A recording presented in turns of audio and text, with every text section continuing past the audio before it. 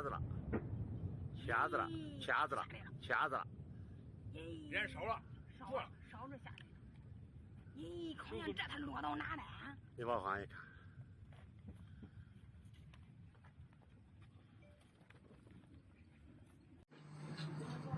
咦，我勒个老天爷呀！这是啥啊？给你打要求。 This is the moment a Chinese commercial rocket test took an unexpected turn. It wasn't a launch failure, not in the slightest. It wasn't supposed to launch at all. This is a rocket ignition test from a supposedly civilian company that does commercial aerospace, and it's called Space Pioneer, or as I like to call the translation of the Chinese name, which is Heavenly Soldier Technology. There's a joke here, which I'll tell you later. The recent static test failed halfway as the measures to secure the launch vehicle in place, well, it didn't work. So the rocket shot up into the sky like a firecracker, before crashing down into the mountain.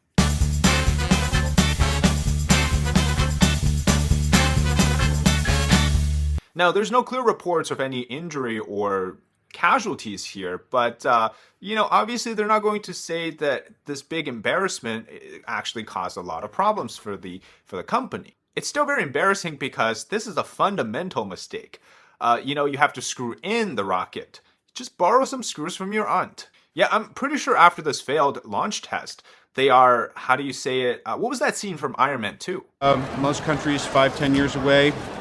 Chinese aerospace is 20. Now, this test was also attended by many officials from the Chinese Communist Party, as they did get some local government funding as well. But there's more to this company than just those officials, which I'll talk about later.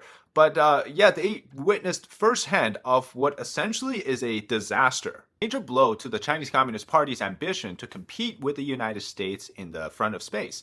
Okay, so that joke about the Chinese name of this company, which is Heavenly Soldier, there was one article praising this company, and part of that title says that the company wants to send every citizen into heaven. So people started to get intrigued after finding out the title of this article. Basically, this company had that rocket crashed a bit closer to town and, took out part of town, it really would have sent some people to heaven. So, that's really the joke. But this, again, shows you that the company, whatever they were doing, is just a lot of talk, but no game. The founder of this company is Kang Yonglai, and he's actually a former PLA rocket force scientist. He was one of the head sort of engineer for the Long March 11 rocket, as well as he was part of the DF-17 hypersonic missile program. So this guy has an extensive military and scientific background serving for the Chinese Communist Party's military wing, which is called the PLA. Okay, given what we know about this failed launch test, which is a big embarrassment, I don't know if I find it funnier that he worked on the DF-17 hypersonic missile and how that potentially could also be a failure, or he compares himself to Elon Musk. And so in 2019, he started this company supposedly for commercial aerospace. It's supposedly a civilian company, but really he received a lot of funding from the local government, from companies with heavy Communist Party tied backgrounds, as well as even military applications. And really in China, you don't have anything such as a civilian company. You have something called a civil military fusion company, which means that whatever they develop or whatever they research in the civilian side can be applied to the military side and vice versa. Now, back in 2019, he claimed that his company, Space Pioneer or Heavenly Soldier, is supposed to rival that of SpaceX, or he himself is supposed to be the Chinese version of Elon Musk. Before we continue, here's a sponsorship segment from Puritang.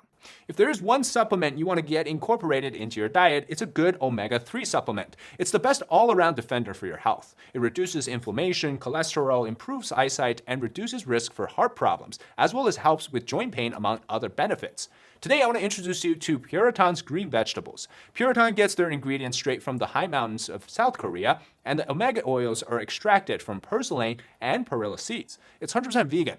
Now, personally, I've been using Omega for about 9 years, close to 10 years now. I've recently switched to Puritang for about a few weeks now. Here's why.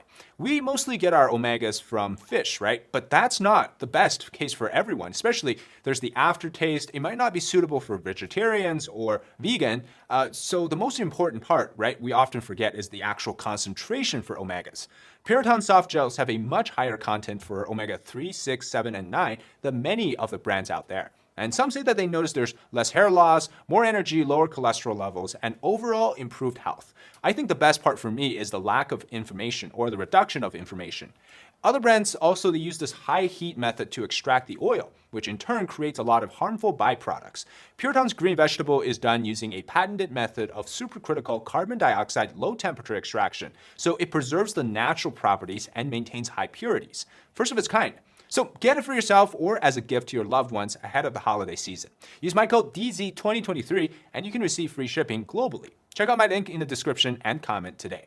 Now, to talk about the background of this company of his, Space Pioneer, back in 2019 when he founded the company, he was one of the earliest launch tests he had done was at a PLA rocket launch site.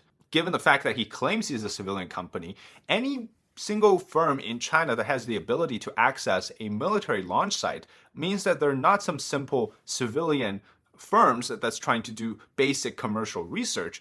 This is supposedly for military applications. And also, what this company is really working on is a new generation of liquid-fueled rockets, and they are going to be the launch vehicle to send these constellation-like satellites into space, which will be like what SpaceX does with their Starlink satellite. And the CCP or the PLA is trying to do the same for their military application. After seeing how effective Starlink was for the war in Ukraine, the CCP definitely wants something like that in the Taiwan Strait, so to help them with the upcoming invasion. And so there's this new version of testing that they're doing is supposed to rival that of the Starlink's Falcon 9 or SpaceX's Falcon 9 rocket. But keep in mind, the Falcon 9 is a it's a partial reusable rocket, meaning that every time it launches, you can retrieve some parts of it. But we saw what happened with the last rocket launch, which we covered about a week ago, when it went back into from outer space back onto Earth. This is a rocket booster falling back to Earth from the Long March 2C launch vehicle, and it struck a Chinese village. You can see in the footage here the yellow smoke trail carrying its toxic fuel, and it crashed into this village. And people are scrambling to run away from the impact zone here. After launching the SVOM X-ray telescope from the Xichang Satellite Launching Center, it fell eastwards to this village in Guizhou Province.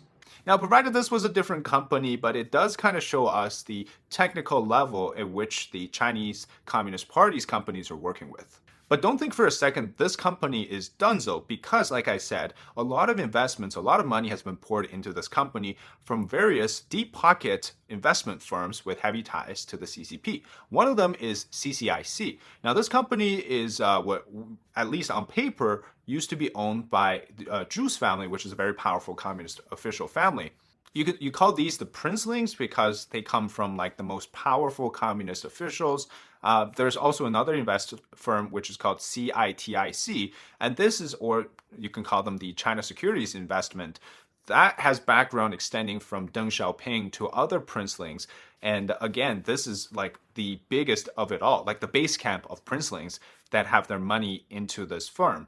And along with others like Inno Angel Fund, which is again one of those like mysterious firms that has a lot of money, very mysterious background, and nobody really knows who's behind the front, that is the chair of the company. And so they went through multiple rounds of funding. In fact, the latest funding round just happened at the beginning of the month, right? This event took place on June 30th. And so, less than a month later, that test failed.